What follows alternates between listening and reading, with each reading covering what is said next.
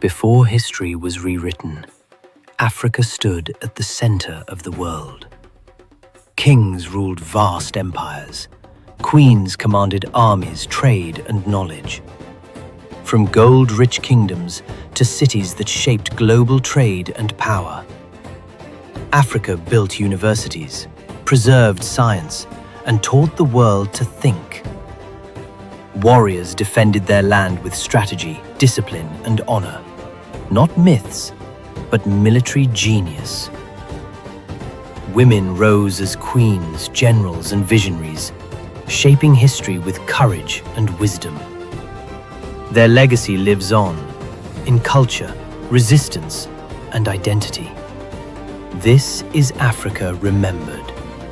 This is Legends of Africa.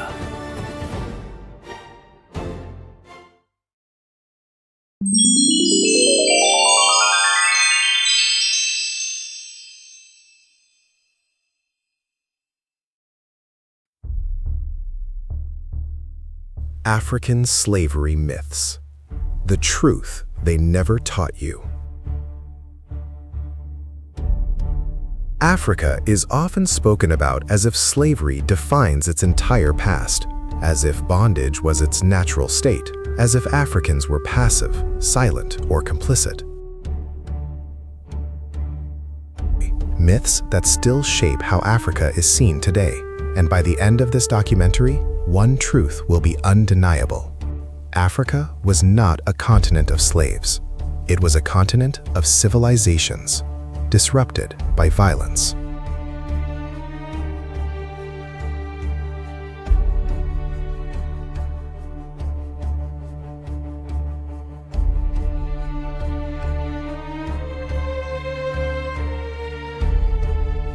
First and most repeated myth, that slavery began in Africa.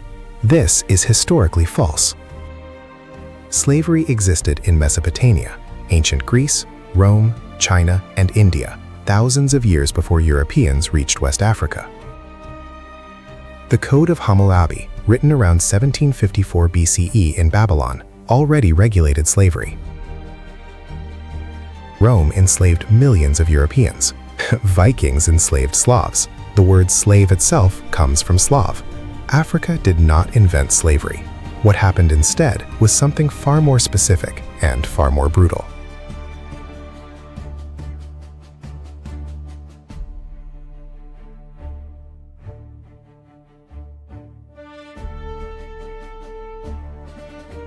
Most African societies practiced limited forms of servitude, not racial chattel slavery. Servitude in Africa was temporary, non-hereditary, often integrated into families, allowed marriage, land ownership, and social mobility. In the Songhai Empire, the Oyo Empire, the Kingdom of Congo, and Ethiopia, enslaved individuals could become officials, soldiers, or even rulers. There was no concept that a human being was property forever. That idea came later.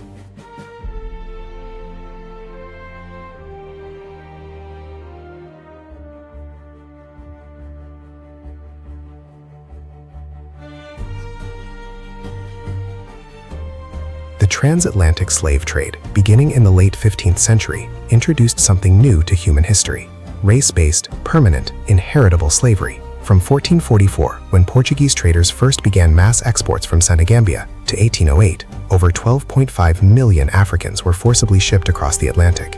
At least 2 million died during capture and transport alone. This was not trade. This was industrialized human extraction.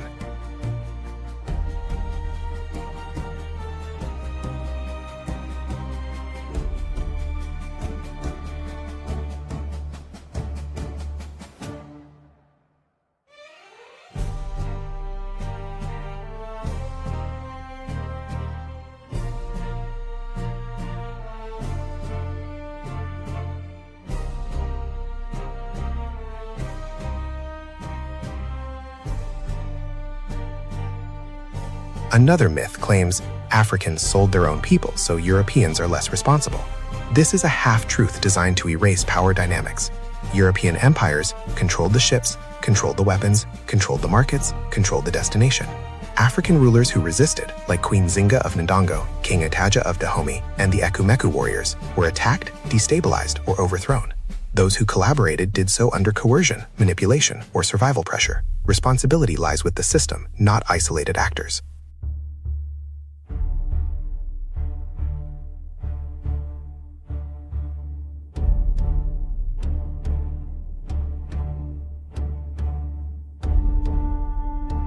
Another myth says Africans did not resist slavery.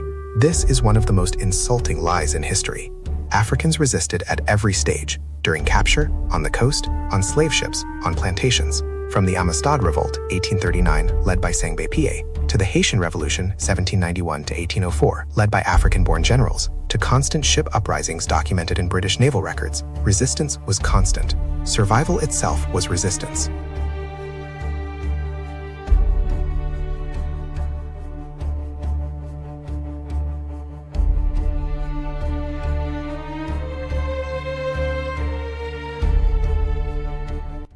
There is also the myth that slavery brought development to Africa. Let us be precise. Between 1500 and 1850, Africa lost tens of millions of its strongest, youngest, and most skilled people. Entire regions were depopulated. Political systems collapsed. Economic growth was reversed. Europe did not develop Africa. Europe developed because of Africa.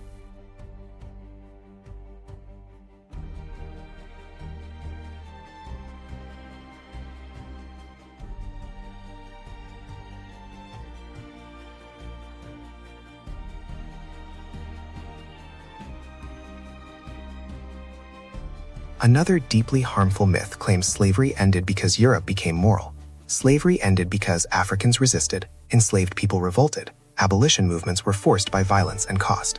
Britain abolished the slave trade in 1807 not out of kindness, but because slavery was no longer economically dominant. Freedom was demanded. It was never gifted. Even after abolition, forced labor continued. In the Congo Free State, 1885 to 1808, under King Leopold II, over 10 million Africans died through forced labor, mutilation, and starvation. Slavery did not disappear. It changed uniforms.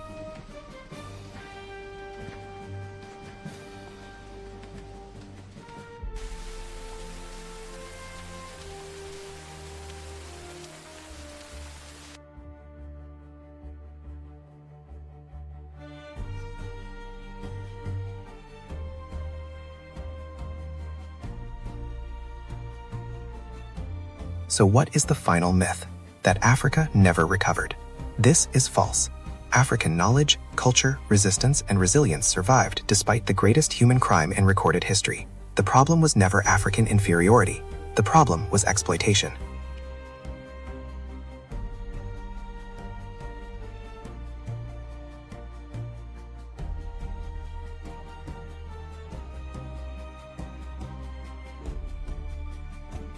Here is the moral lesson. Slavery was not Africa's failure. It was humanity's failure. Understanding this truth restores dignity, not just to Africa, but to history itself. If this documentary challenged what you were taught, then it has done its job. Share it. Question what you were told. Teach the truth forward. Subscribe to this channel for more untold African history. Comment below with the myth you were taught growing up, because history does not belong to those who erase it. It belongs to those who remember.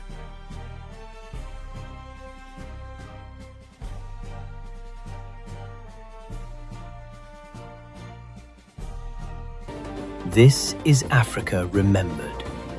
This is Legends of Africa.